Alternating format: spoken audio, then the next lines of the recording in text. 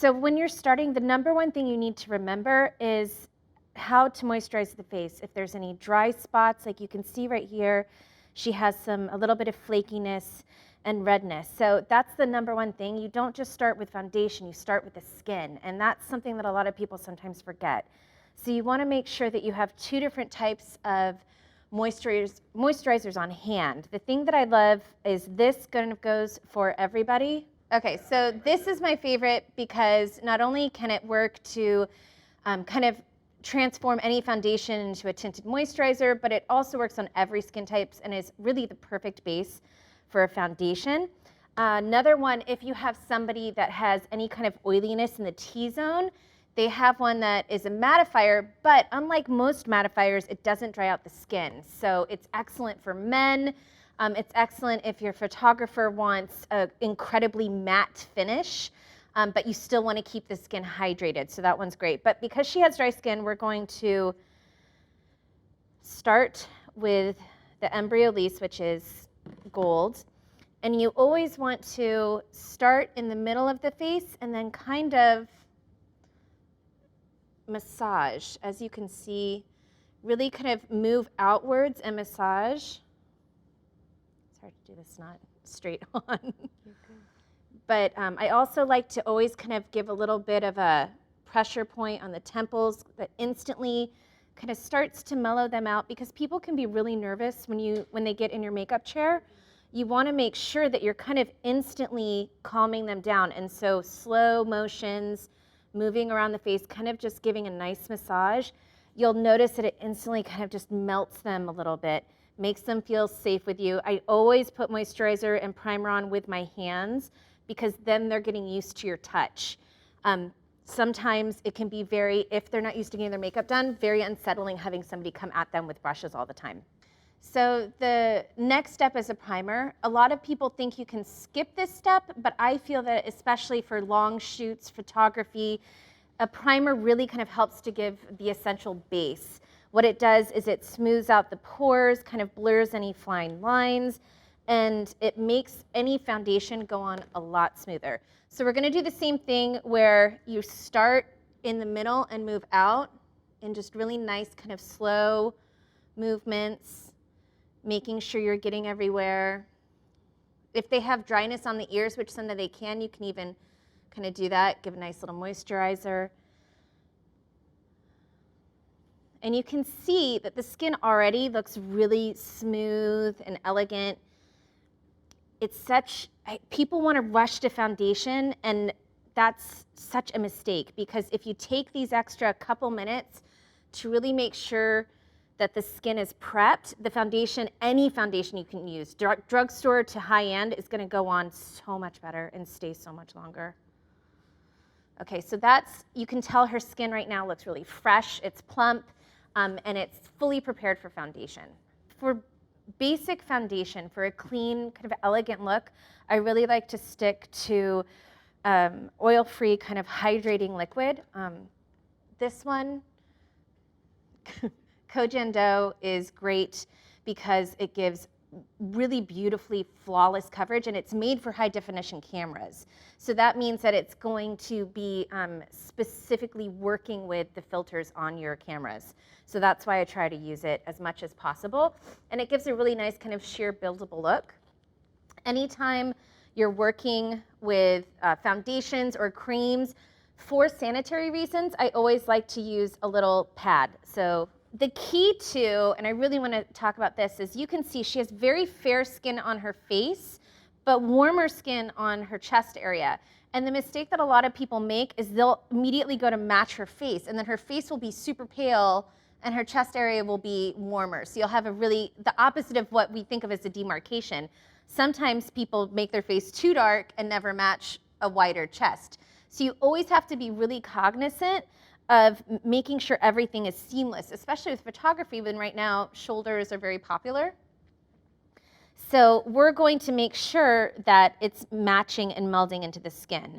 Now, when you're working with foundation, a lot of times people wonder about undertones. The easiest way to remember is if she has any kind of yellow or golden in her skin, that's warm. If she has any kind of pink, like you can see right here on the camera, My skin is very pink compared to hers. So she's warm and I'm a cool undertone.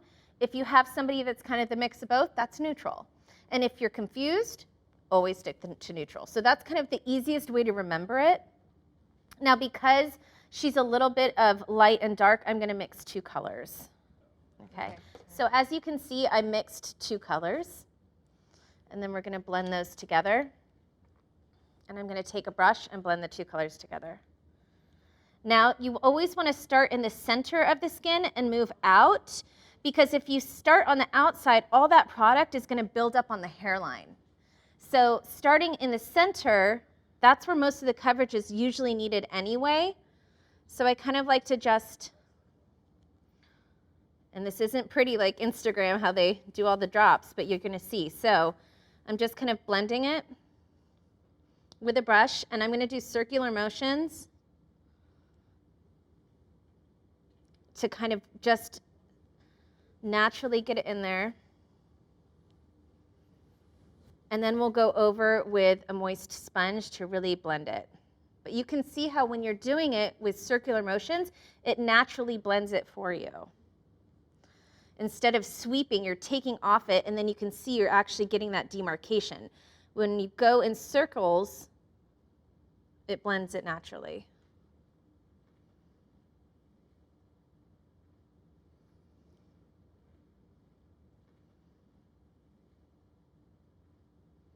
So you never want to sweep, because that's just taking the makeup off. Okay. You can see already that's a really nice kind of simple coverage. We'll go back a little bit on some of the areas that need a little bit more coverage. Now, if it's somebody who has really very severe kind of mismatched, you can always, especially photography, don't be afraid to kind of move to the ears and a little bit down the neck so that everything is seamless. A lot of people think that's weird, but I swear in every picture it really makes everything look completely flawless.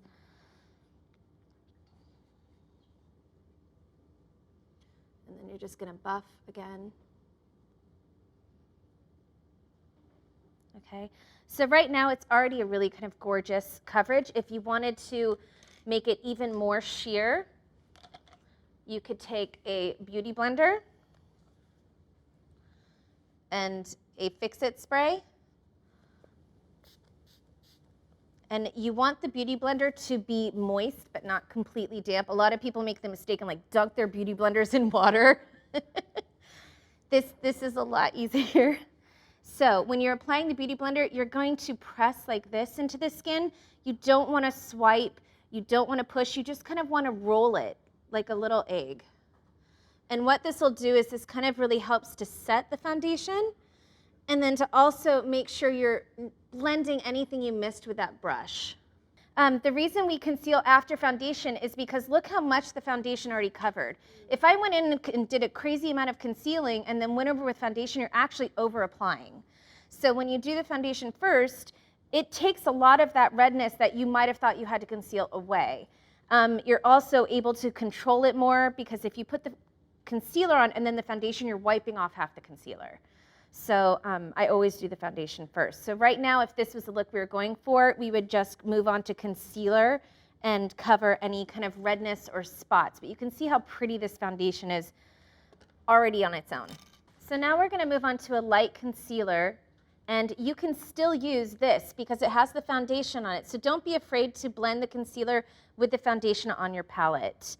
Now, when you're working with dark circles and any kind of redness on the face, the one thing you want to remember is that you really need 2 concealers. And I know, this sounds like a lot of product, but the truth is that the redness on the face and around the nose needs to have more matte, kind of drier finish. Under the eyes is where the dark circles, and that's really where you're going to make or break your look for your any kind of look you do.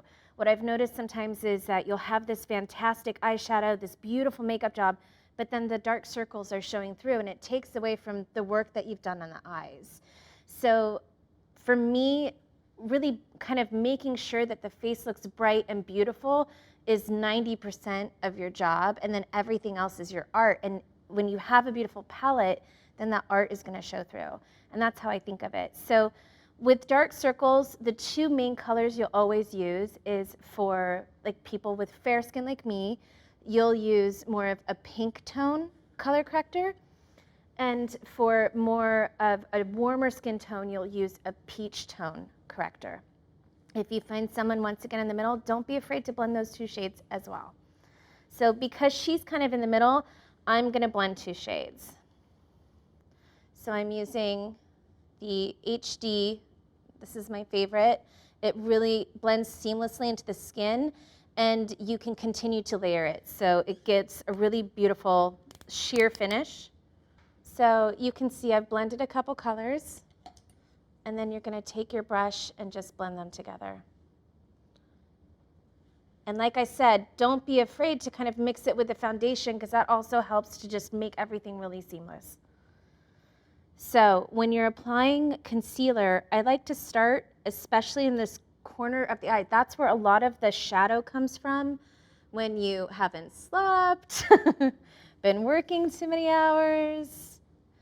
And then another thing, instead of, a lot of people think that you go like, that. You don't want to do that. Instead, you want it to be more of a triangle like that, okay? And the reason is if you do that kind of half circle, which we're all thought to do, you're creating that raccoon effect. So you're kind of just getting that circle that's too bright around the eye. When you bring it down like this, it's that natural light. That's where the light would naturally hit, and that's where the shadows really are coming from.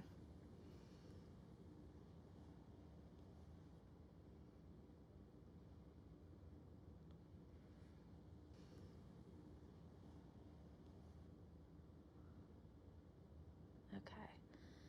So then I do the placement, and as you can see, I'm kind of just pushing it into the skin. I'm not wiping, I'm kind of stippling. Think of it like that. Okay, don't be afraid to use your fingers. Your fingers have a lot of natural warmth on them and will help the makeup kind of sink into the skin. Always ask the client though, if they're okay. Make sure they know that you're coming in with your finger to blend so they're not surprised. But you can see how her eye is already becoming so bright and lifted. It makes such a tremendous difference, and I really think people are afraid of creasing and all of that, but if you do it right and you continue to blend, you don't need to worry about it. So you can see how that already just instantly kind of brightens up her face. It just makes it look really wide awake, really fresh. If you want to, close your eyes, dear, you can always kind of go a little bit on the top of the eye as well. That creates an instant primer, so you don't need an eyeshadow primer. So I always like to take whatever is left on my concealer brush and do that. Just a little bit of darkness and redness here. I'm just gonna hit because this is the sheer look. And then look up, dear. So once again, spraying and then just making sure it's all blended. So I'm kind of just pushing it into the skin. And I always like to use the Fix-It spray or any kind of setting spray because I feel like it really gives that extra, not only skincare benefit, but it helps it to stay longer. So you're helping the longevity of the makeup. Okay, so that's the clean look.